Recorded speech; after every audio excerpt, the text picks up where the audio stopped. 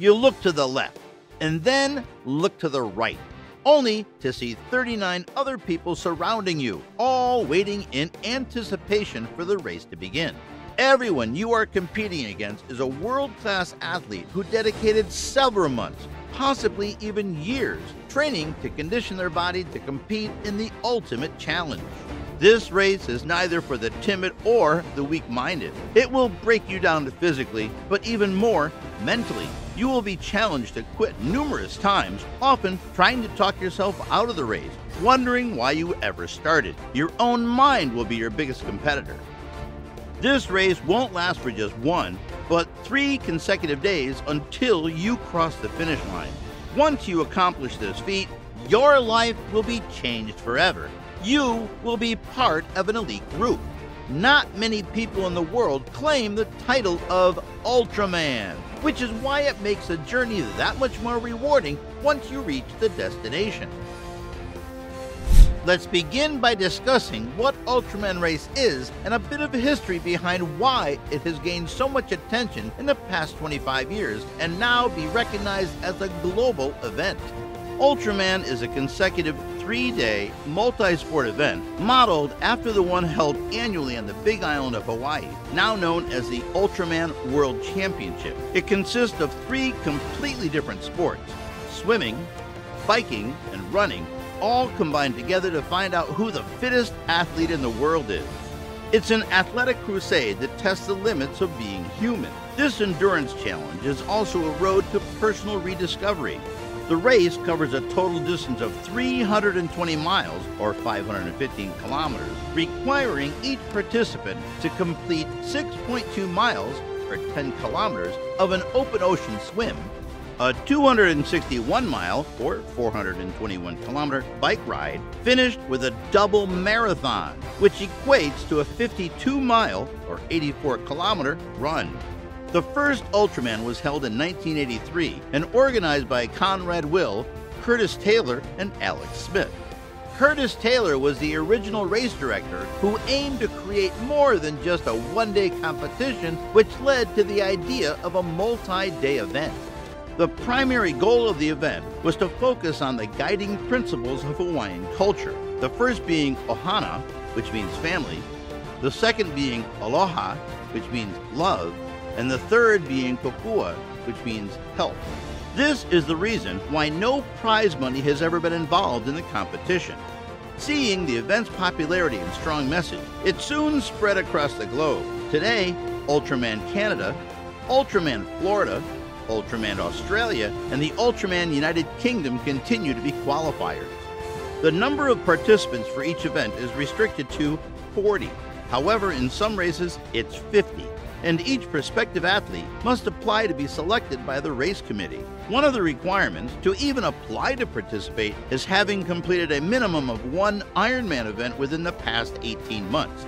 This is to ensure all athletes participating have the proven strength and endurance to complete the rigid Ultraman course. What is unique about Ultraman is athletes from various athletic backgrounds can participate in this stage race, from weekend warriors to professional triathletes and everyone in between. Let's now take a look at this 3-day event broken down day by day. The first day is a 6.2-mile open ocean swim, directly followed by 90 miles of cycling, which will incur elevation climbs of up to 4,000 feet. The second day starts out directly on the road bike to complete the remaining 171-mile distance. The cycling route mapped out on the second day will have vertical climbs uphill totaling around 6,000 feet in elevation. The third and final day finishes with a 52-mile run. Yes, that is running a total distance of 2 consecutive full marathons. And if these daily milestones don't seem challenging enough, each athlete is required to finish every event within 12 hours, or they are disqualified. After hearing how long some of these distances are, you might be thinking to yourself how dangerous it could be if any of these athletes need assistance, get injured, or need to refuel and rehydrate in the middle of the race. Well, don't be alarmed, because the race is set up with checkpoints along the way for participants to re-energize with water and food. They are also required to have a two-person crew riding along in a vehicle next to them during the biking and running events. For the swimming events, each athlete must have at least one person along their side in either a canoe or kayak. Moving on, let's now take a look at how any athlete would train to prepare their minds and bodies to participate in such a grueling series of events day after day. As mentioned in the beginning of this video, there's a large physical demand on your body to compete in this race. However, the most challenging part is having the mental toughness to continue going even when your body is tired and wants to quit. The mental drive is what will separate a good athlete from a great one, and will also help you push through any unforeseen challenges along the way, such as high humidity or extra heat, fractured or broken bones, or possibly equipment failures with your road bike. This is also where the phrase "practice makes perfect" comes into reality, because the athlete who is the most prepared will have the greatest chance of success. This type of event is by no means a sprint, but a long marathon where consistency is the key. Moving on, we are not going to cover every aspect of training regime in detail, but we will discuss the overview of what a well-executed plan will look like for anyone wanting to be successful in preparation. As the old saying goes, if you fail to plan, you plan to fail, and this statement could not hold more true to this type of event. The total hours needed to train per week is between 15 to 20 hours. With the overall time frame being 18 to 21 weeks in length.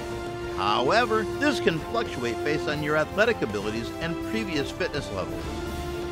For first-time participants, experts suggest starting off with a 1-hour swim followed by a 30-minute steady-paced run. The swim aims to work on your technique and aids in neuromuscular training, while the run keeps your heart rate in a designated zone to stimulate aerobic activity. One thing to keep in mind is that an athlete's heart rate can be influenced by several factors such as fatigue, hydration, or possibly heat, just to name a few. Therefore, it is vital to use a heart rate monitor to measure the intensity of running and cycling workouts. This also gives athletes a good indicator of their conditioning, stress levels, and will be able to provide them with a comparison between their resting and peak heart rate levels. Now, let's take a look at the training plan in summary throughout the first 18 weeks. Weeks 1 through 3 will consist of 15 to 20 total training hours and between 100 to 150 cumulative miles between swimming, cycling, and running. Weeks 4 through 7 will be between 16 to 23 hours and 150 to 200 cumulative miles between swimming, cycling, and running. Weeks 8 through 12 will allow for 20 to 25 hours and 200 to 250 cumulative miles between swimming, cycling, and running. Week 13 is a rest week to recover your body. Throughout this week, it is crucial to refuel with a healthy diet, rehydrate, and get plenty of sleep, at minimum 8 to 9 hours of sleep per night.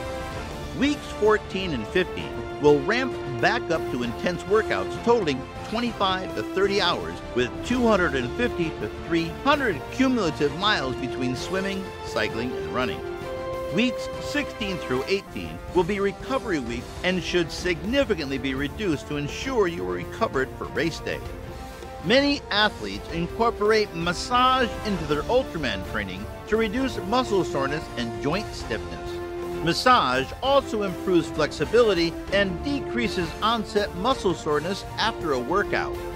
It is essential to follow a well-balanced diet, including foods rich in proteins and carbohydrates, to maintain muscle retention and to supply energy levels, as well as staying hydrated by drinking plenty of water throughout the day. There is a lot of misconception surrounding Ultraman training. Be sure to train safely and know when to listen to your body, but continue to push yourself to a new limit every workout, because that is how you'll progress to new heights.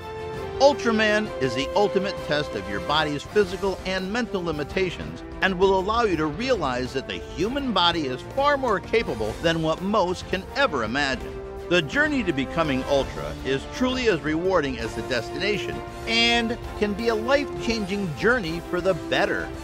We hope you enjoyed the video, and please do let us know your thoughts in the comments below. For more interesting videos like this, don't forget to hit the like button, subscribe to our channel, turn on notifications, and most importantly, share. Until then, we'll see you soon in the next video.